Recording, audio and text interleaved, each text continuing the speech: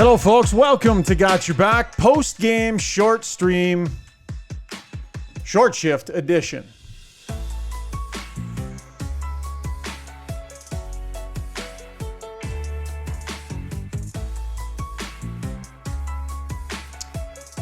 Oilers with a win this afternoon against the Ottawa Senators, but that is not what Oiler Nation is currently talking about. We're going to get to Jason Gregor and Chris Johnston in just a moment to discuss the possibility that Erik Karlsson and the Edmonton Oilers, San Jose Sharks, talking trade that would bring the veteran offensive defender to the Oilers. It was going to be a nice, relaxing afternoon, just talk a little Oilers Senators, but no, CJ had to go, CJing and doing his thing. So we've got him ready to go here on the podcast. We're going to talk about his tweet. Reminder that Got Your Back short shifts are brought to you by Mid-City Construction Management, a locally owned family company specializing in civil construction projects for over 40 years. They're hiring right now, by the way.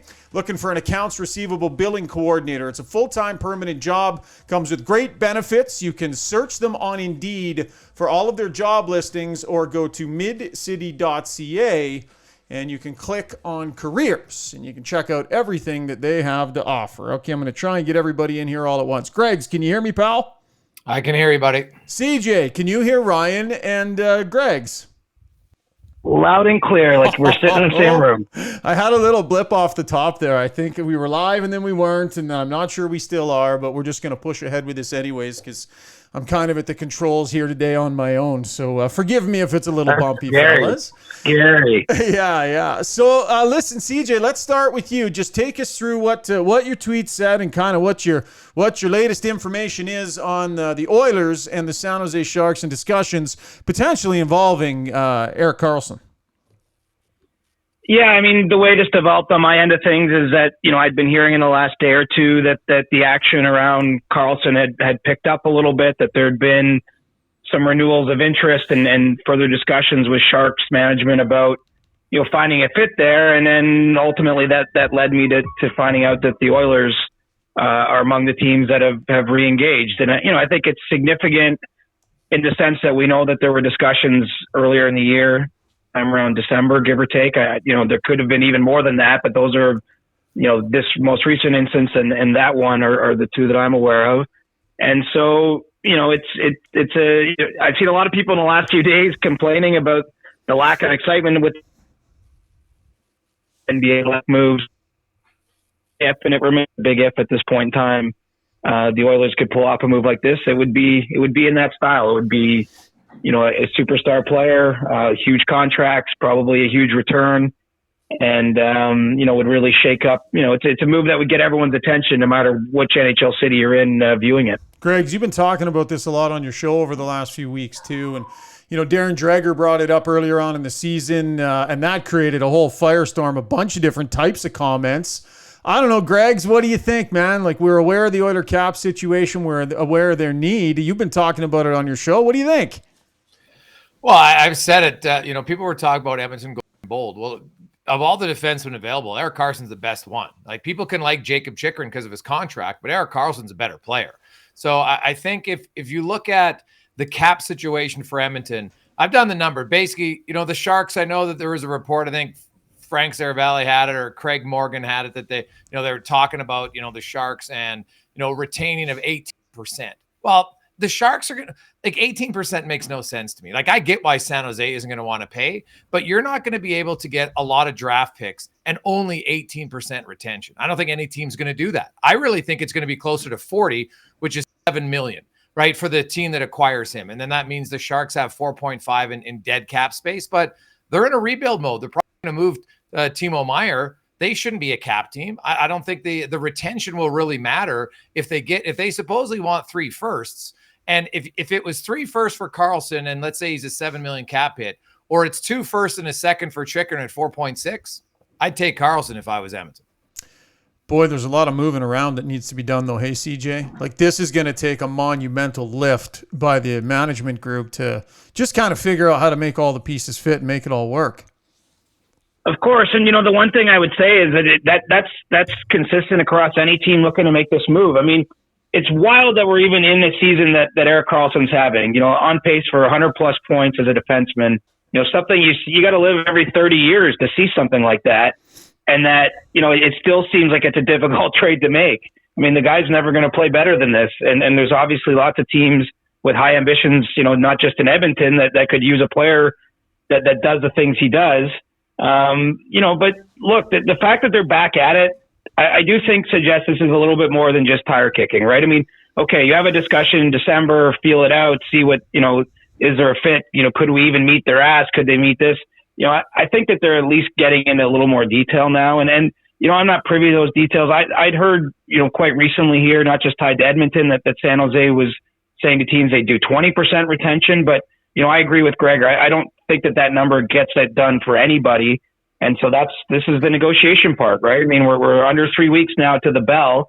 If San Jose's, serious about trying to move this player off their contract. And I think they do really want to reduce their cap commitments. That's one thing the new management group has kind of assessed things, a year on the job here, is that they have too many players on too many bloated contracts. They got rid of Brent Burns last year at the draft.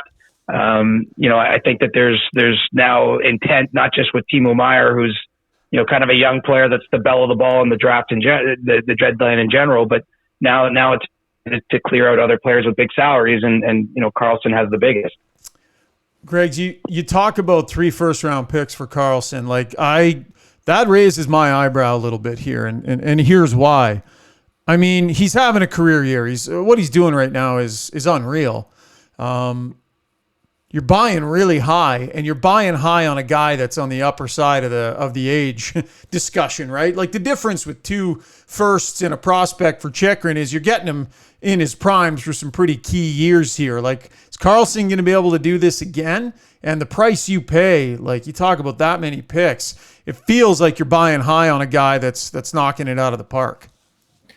And that's fair. I don't discount that. That's obviously the risk. You look at Karlsson, it is a career year for sure, but prior to him getting injured, right, Karlsson was he was the most dynamic defenseman in the NHL, right? Like, you go back to his days with the Ottawa Senators, and, he went to San Jose, he played banged up, and him and Brent Burns, they were trying to split the two of them together. They're both right shots, and it just never seemed to work, right? If he comes to Edmonton, there's no right shot defenseman that's going to be challenging him, for significant ice time and situations, right? Plus, Karlsson, I would assume if there's a Karlsson trade in Edmonton, it's got to be Tyson Barrie going the other way as a right shot defenseman because of his cap hit and his position.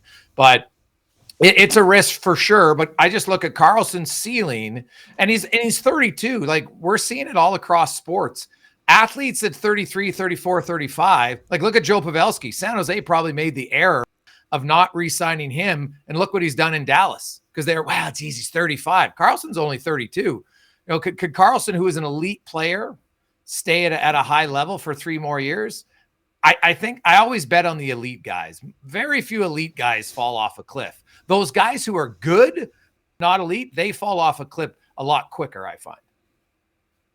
CJ, what's your sense on the interest level in Karlsson around the rest of the league? Like, a couple times now we've heard Edmonton, and that seems somewhat tangible now that it's multiple reports of the discussions happening. But what's your sense on who else, where else? Are there many other teams that would be in the mix for him? I don't know if there's a lot of urgency elsewhere. I could see fits over a period of time. I could see, let's take a team like the Florida Panthers. I mean, obviously this season, I don't see a reason for them to try to make this trade by March 3rd.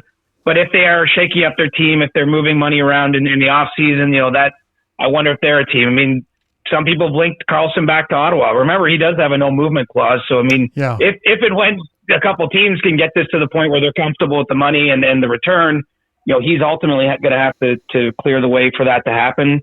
But again, I don't see that being a move that necessarily happens now. I think the Oilers, among the teams at least that I've heard are interested, are the one team where I think it makes all kind of the deadline. And it's no secret that when we talk on March 4th, they're going to have at least one new defenseman in the lineup. I'm pretty confident of that. But the secondary prizes don't necessarily move the needle the way the possibility of Erik Karlsson could. And it would be a huge risk, but I think, teams like Edmonton, where they're at with the star players, being at this stage of their career, it's not so far off that you're talking about a Draisaitl extension. I think the Leafs, not to make this about the Leafs, but they're in a similar spot with their core where, there's a real debate about how bold do you want to be, because you just don't know how many years you're going to be able to have a core like this that's performing the way the Oilers core has been, and how productive everyone has been, healthy they've been, knock wood. I do think that there's a case to be made to really get bold. And so I think that's probably where the front office is at, quite frankly, is that there's some safe options out there. There's some rental D. There's other moves that they can make that obviously aren't going to cost nearly the same acquisition wise. But, the debate internally has to be what actually moves the needle, what makes the biggest difference in terms of giving us an edge heading into the playoffs. It's always somewhat about the Leafs, Chris. Come on. We know that.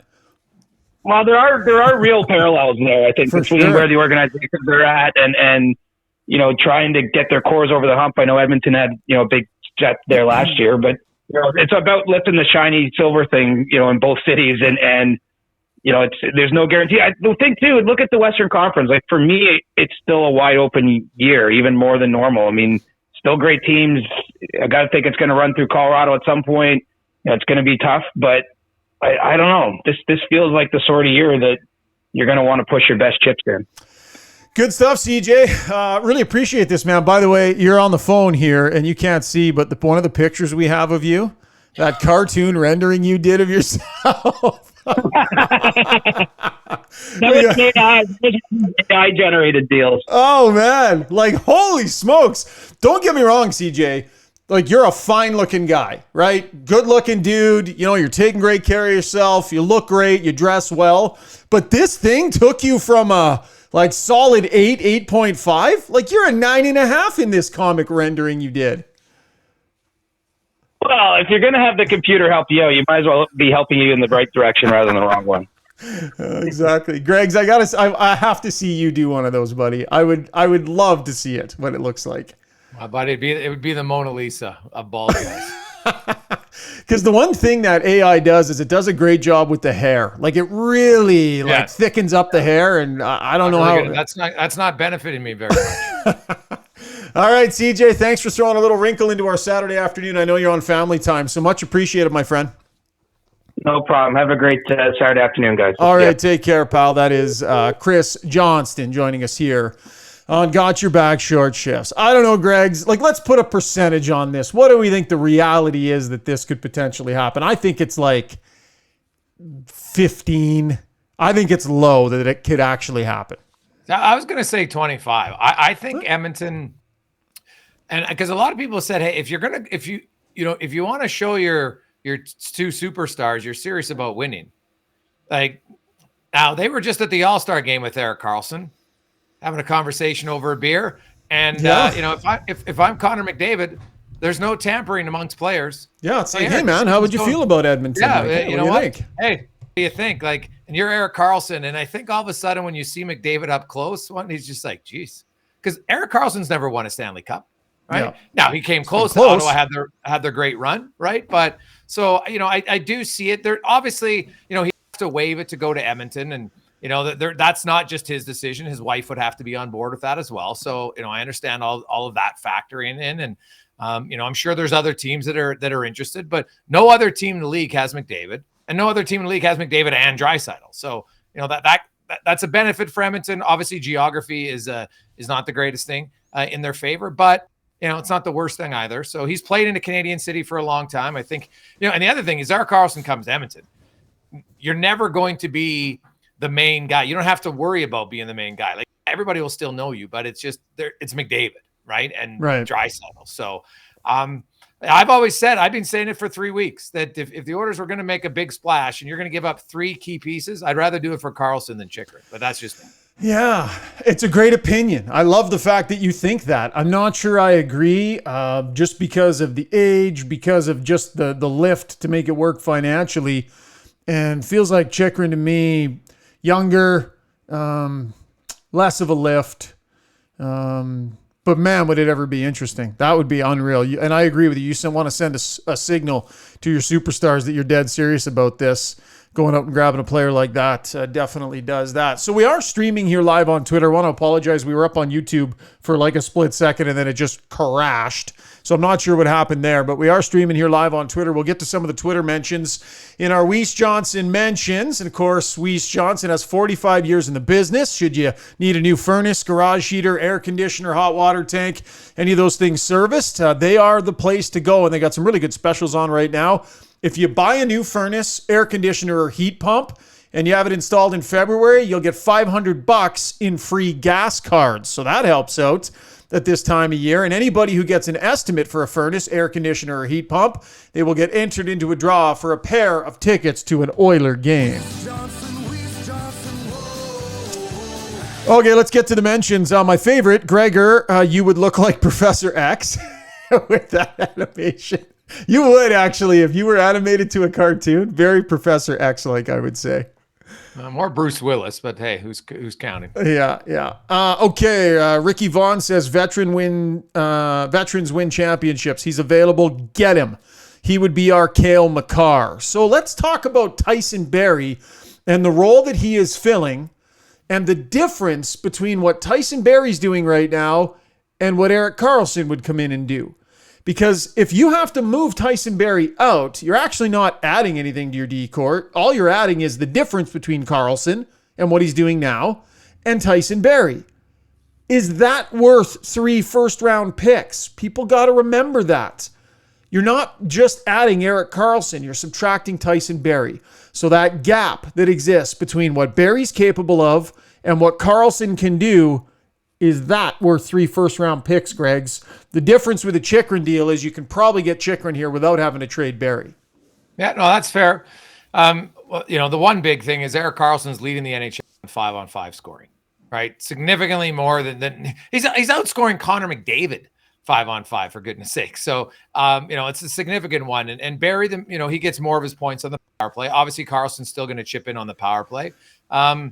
It's one where I think if Karlsson is a center point of the trade, Schauger, I think you would actually see some other small pieces potentially being involved in that deal, possibly. I don't know if it would just be Karlsson, for Barrie, and I'm using Puljujarvi because the cap space, you have to get at least $7 million out if you're bringing in Karlsson at my proposed $7 million cap hit. So, that's Barrie and Puljujarvi, for instance. And then maybe there's other pieces involved, but it's a fair question. Right now, this year, it's an improvement just because of what Karlsson's done 5-on-5, right? Now, Edmonton doesn't need more offense. They're the high scorer. They're right up there as far as high scoring team in the NHL. But you can, you need to defend better. He's not helping you a ton with that, right? He's not helping you. Other than the fact that he's moving the puck in the right direction, and that's important, but he's not making you more stout defensively.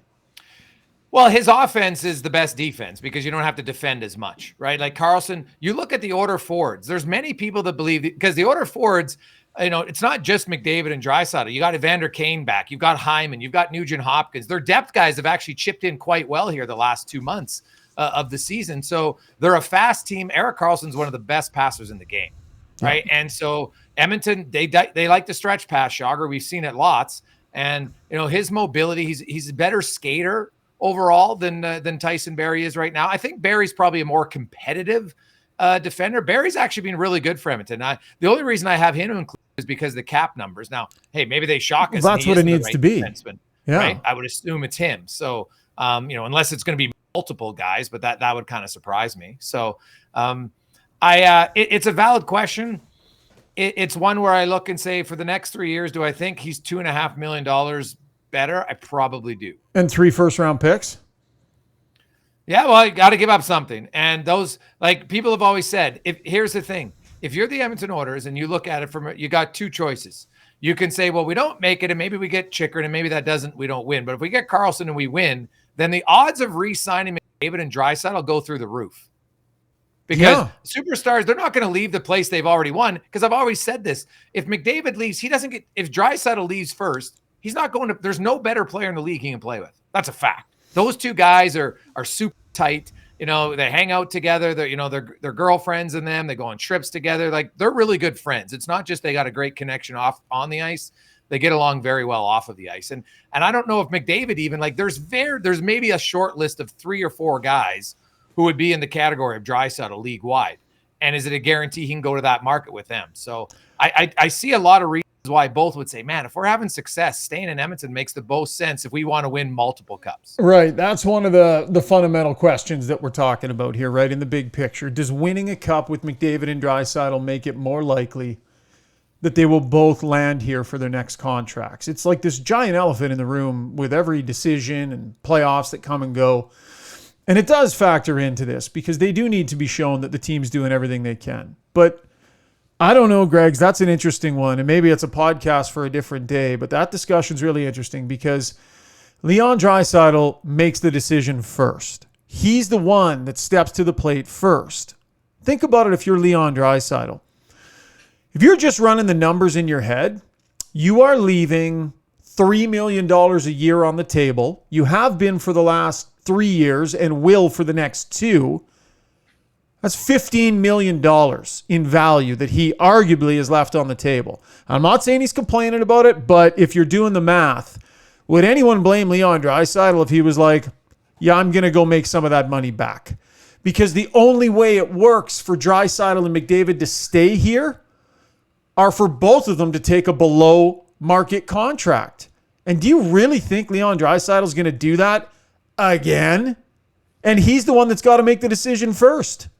That's a fair question. Let's say he gets up to 11.5 or 12, right? Which is probably what his next contract would be. At least. With the cap going up to where it's supposed to go, I've always said players have talked about this lots, guys who made lots of money. They at a certain point in your life, once you get like Draisaitl is already over 50 mil. So whatever his next contract is going to put him over 100 mil. So if he's at 115 or at 130, whatever the difference is, I don't think it changes his quality of life at all. But what can change it, his long-term satisfaction as a human, is winning a Stanley Cup. And so he'll have to weigh that. Do I need 120 mil? Or do I want to give myself what I think is the best chance and play with someone who I'm super tight with? We have lots of fun. We push each other. We challenge each other.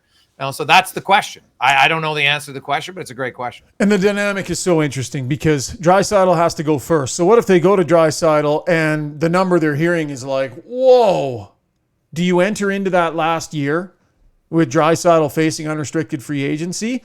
There will be a point in time, correct me if I'm wrong, Greg's, where if you ride Draisaitl through that final year without signing him, you can sign him within 2 days. You can sign them within 2 days of each other, right? So now you're re-upping Draisaitl and extending McDavid a year ahead of his being done.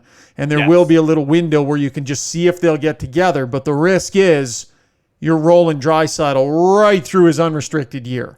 Yeah, now, it's a risk for sure. And there's huge risk in that because losing an asset like Leon Draisaitl for basically nothing would be catastrophic to an organization, right? I mean, we saw the Islanders go through it with Tavares. We know the Leafs are going to go through it with Matthews. This next 24 months on this front are going to be incredibly interesting. Okay, there was a hockey game today, so we should probably discuss some of that, Greg's. Oilers in Ottawa, I thought that of the 3 games on their road trip, not even close, they brought their best stuff early in this game. Shot out of a rocket today. I liked their game early on, 5-on-5, and this a much better performance than what we've seen in the last 2. Yeah, it kind of got back to how they were playing, I felt, before the break.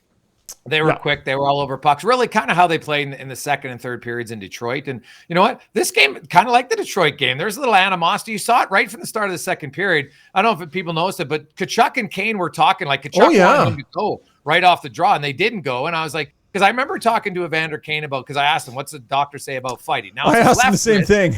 Right? And he was like, the doctor told me I'm not supposed to. But then he's like, I can't guarantee that I'll adhere to that. Well, clearly he didn't. He obviously weighed his options because it's not his punching hand, but you fought, Rishaug. There's still a lot of stress on your left hand when you're grabbing and trying to brace the guy. But you know what? I thought it was a spirited tilt, and that just added to it. There was a lot more bite in this game between two teams that never play each other, which I love to see. Heck, the NHL should have 4-day breaks more often. Just schedule them periodically. It seems that across the league, there's been a little bit more juice from teams. But Edmonton got 2 more shorthanded goals, today. Their power play scored a timely one late. They got Puljujarvi gets a goal. A nice shot, by the way, too. Ryan gets a goal. McLeod has a career high. Hyman is penalty shot. So, and Jack Campbell, obviously, the Brandstrom goal he'll want back. For sure. But Jack Campbell's 9-0 in starts in 2023. And his save percentage is, I think, .920. His goals against average is like 2.2. 1 goal in 9 starts. I'm not going to rail on the guy at all because I thought he made a few key saves at other points. But, another performance. And what are the orders now? 18 or 19-0 when they score 5 goals. Like, their offense is good. Yeah, for sure. I thought it was a nice goal for Puljujarvi. Like, what a good time to just go get one, right? I liked it. He just shot that thing with confidence, and we haven't seen him make those really confident offensive plays very often here. I like what Jay Woodcroft did here today with Puljujarvi. We all know what he's staring down the barrel of here, potentially with waivers coming up. We all know the situation that he's in, and a healthy scratch couple of games, that's going to be disheartening. So there's 2 benefits to Woodcroft doing what he did. One, you just give him a chance. You just inject him with some confidence and you say, go play with Connor a little bit. Let's see what you can do. 2, if he's successful and teams notice it, teams are going to look at that shot and go, look at that guy, man. He can shoot the puck. The chances, like he's right on the line, Greg's, for getting picked up on waivers. Right on the line. I don't know which way it's going to go. That's only going to help. Yeah, see, the thing with Puljujarvi is he makes those shots, and then there's 3 other times in the game where he has the puck and he just fans on it. Fan on it. A straight up fan. That hasn't really changed. He has the skill set. He hasn't shown the consistency of that, which I've railed on this for years. Get a skills coach, which lots of guys have now. I wouldn't be stunned at all if Jesse Puljujarvi became a much more consistent offensive player. Lots of guys struggle with consistency. That's his effort. I've never had a question with his effort, right? Like, he's improved. He's using his big, huge frame more to his advantage. He pushes guys off the puck. So, like, I get the Oilers fans who make the argument, well, why wouldn't you move Yamamoto or Foegele instead of Puljujarvi? I can understand that argument, especially because Puljujarvi is going to be cheaper than both of them next season, right? The problem is, I don't think either one of them would get claimed or possibly traded because they have an extra year in the contract. But I can see the argument, and there's validity to it, to suggest that next year Puljujarvi could be more valuable than both of them because he'll be cheaper. Boy, this middle tier, this $2 to $3 million middle tier. Hey, Yamamoto, Puljujarvi, and Foegele. It just goes to show you making those calls on those guys is so critical, because when you're as tight to the cap as the Oilers are, if they're not contributing, like, they got a whole middle tier that's just they're not getting a whole bunch out of. And it's crushing for a group. Imagine if they were contributing even at 80% of what they should be. Well, if you look at Foegele, though, because he's missed so many games, Fogel's actually on pace. Yeah. He's on pace for 14 or 15 goals. Like, I actually think Fogel's played pretty well, right? Yeah, we'll set him a little bit aside. Yeah, I think that's more fair. Yamamoto for sure. And he's had the injuries. Yamo's had the injuries. Yeah, and so, and Yamo's had, it's a concern because he's such a smaller player that the concussion, neck issues, the way he plays the game, that's always going to be around him because he has to play inside, guys. He's got no other choice. So, I do understand the arguments when people say, if you just give away Puljujarvi for nothing, it's awful. That's why, from a optics perspective, if you get Erik Karlsson and Puljujarvi's involved in the deal, at least you can say, yeah, but we got Erik Karlsson, right? If you lose him on waivers, you're like, yeah, we just freed up cap space, and it doesn't really. Yeah. And really, it's only about 1.9 million of cap space that you free up. Yeah, no, fair point. Okay, listen, really pleased to have Horse Racing Alberta on as a new sponsor here on the podcast. We're going to get to the numbers, brought to you by the Horse Racing Alberta. The Alberta horse racing and breeding industry contributes over $300 million to the Alberta economy annually, and the industry employs over 5,000 hardworking Albertans. Experience some of the finest thoroughbred racing in Western Canada at Century Mile Racetrack and Casino. Live thoroughbred racing is going to return in May. So for more info and to stay up to date, go to thehorses.com. Okay, Greg's, the numbers. Both of us pick a number that we think tells a story. What number did you go with, my man? I'm going with penalty kill. The Oilers, in their last 11 games, they're 9-0-2. Their penalty kill scored 2 shorthanded goals today. In those 11 games, their penalty kill is 91.1%. But in fact, it's above 100% because they're +1. They've allowed 3 goals, but they've scored 4 shorthanded goals. Over an 11-game span to be +1 on the penalty kill? Are you kidding me? Like, it was a real sore spot for this team early on in the season. Well, really, for the first 3 months. And it's come around. And when you consider that their power play is dynamic and their 5-on-5 goals against have dropped, you all of a sudden a decent penalty kill, and right now it's elite. That changes everything for your team. So the penalty kill, there's been a change. They become more aggressive. They're a much faster group. You look at the guys they're using. McLeod can fly. Fogel's a really good skater. Nugent Hopkins, obviously McDavid, Kane. Janmark's played the most penalty kill minutes of the year, and I think he's got the third best goals against per 60. So their penalty killers have really improved lately, and they're more of a threat because the minute they get the puck now, they're trying to turn it up ice and make plays, right? Like obviously McDavid's was just a ridiculous. He stripped Shabbat and then a great backhand pass to McLeod. Like there's only one guy in the league that can make a play. But, you look at the Kulak to Ryan goal, like they're a defenseman, Schauger, on the penalty kill up below the ringette line, if we want to call it that, below the dots in the offensive zone, feeding a pass in front. Like they're just more aggressive on the penalty kill, not only defensively, but also attacking offensively. Yeah, this wasn't my number, but I take a look at what's changed, what's different. You look at the penalty kill numbers today. Evan Bouchard, time on ice shorthanded, 0. Tyson Barrie, time on ice shorthanded, 0. So you've got guys like Philip Broberg. Think of the space he takes up. Think about Vinny Desharnais, the way he's supposed to, the way he plays the game, how big and rangy he is. This is a really good thing for this team that they're getting their penalty kill sorted out because they need to have control of that heading down the stretch, and they definitely need to have that high-end penalty kill rocking and rolling come playoff time. Okay, my number, 7. That's the number of hits Connor McDavid threw today. This is not something that he does a lot, but to me, this speaks to leadership, right? McDavid, it's funny, when they came back from All-Star, Jay Woodcroft made a point of saying, listen, those guys flew back. They wanted to practice. They wanted to, they had work day written up on the board. They put in 2 good days of practice, Greg. You remember that? And then they hit the road. And what happened? Hot garbage for 2 straight games.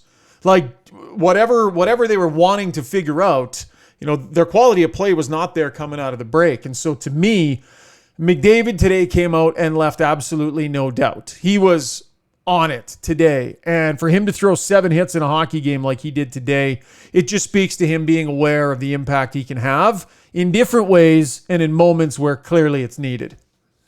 Well, the one advantage of going 11 forwards is it allows you to have McDavid on the ice in 2 of the first 3 shifts. You can start him like they have the last few games. Now, they don't do it all the time, but you can start him, and they started him with Puljujarvi and Kane. Then they went to the Nugent Hopkins line, and then you come back with Draisaitl, McDavid, and Hyman. Like he does it almost every game, like when they're 11 and 7. It's a way to get him in the game, get a jump. I thought David was much quicker in the game in Philly. I thought there was probably some jet lag from that Detroit game, flying across the country back and forth 3 times. But he's got his legs back. No surprise. Got 3 points. He's up to 97 points on the season. Like he's the crazy. This should be a unanimous Hart Trophy vote this year, I would think. Yeah. And 150 with every passing day seems more realistic, which is considering only 5 other guys have ever done it. But when McDavid starts to add the physical element, but then really the play on that shorthanded goal, like just the relentlessness from your captain, it's Evander Kane hasn't fought in 3 years. That gets the bench up as a good fight. And then you have McDavid, like when he goes end to end, I'm sure guys like, yeah, it's great, but they're almost kind of, But that play, just relentless dog, create a turnover and then a sick backhand pass. That probably the players like, we don't see that very often. That's pretty nice. What was Pinto doing? Just cover the guy in the slots. Like he went racing over to McDavid. Like he's going to put it through you. He was already covered. Think about it. When David's close to the net, I think your natural reaction is, oh my God, I got to help my defender because he can beat everybody one-on-one. Yeah. It was unreal. They're offensive guys on the power play. They're not really out there thinking defense first. Yeah, fair enough. Good point by you. All right, that was the numbers brought to you by Horse Racing Alberta. Greg, thanks for doing this on a Saturday. Who's turning 50? I don't want to say her name, Schauger. I'm not stupid. Okay. So you're going to a friend's birthday party. She shall remain nameless, but wish her a happy 50th for us. A nameless birthday party, yes. And so it'll be a lot of fun. But see, some people are very sensitive about the half-century mark. So I don't. You're owning it. You're owning 50, my man. You are owning 50. It doesn't bother me at all, buddy. It's a great thing about being bald, Schauger. I look the same as I did when I was 35. It's unreal. Better tasting glasses right now than you did back then. I don't have I should have worn my green ones to match your shirt, but I didn't today. All right, buddy. Have a great Saturday. I really appreciate this. Thanks, my friend. No problem. Have a good one. Yeah, we'll talk to you next week on the Jason Gregor Show. That is Jason Gregor from TSN 1260 Radio. That'll wrap up today's short shift. Thanks for playing along on the live stream, folks. Sorry that YouTube went sideways. We'll try and get that sorted out. Oilers, lots of action coming up this week, so plenty more podcasts coming your way. A big thanks to our sponsors, Mid-City Construction Management, Weiss Johnston, and of course, Horse Racing Alberta. Have a great rest of your Saturday. Maybe we'll drop another post-game pod tomorrow. Kind of button up against the Super Bowl, but no big deal for me. But yeah, maybe we'll drop another one tomorrow. Talk soon, folks. Cheers.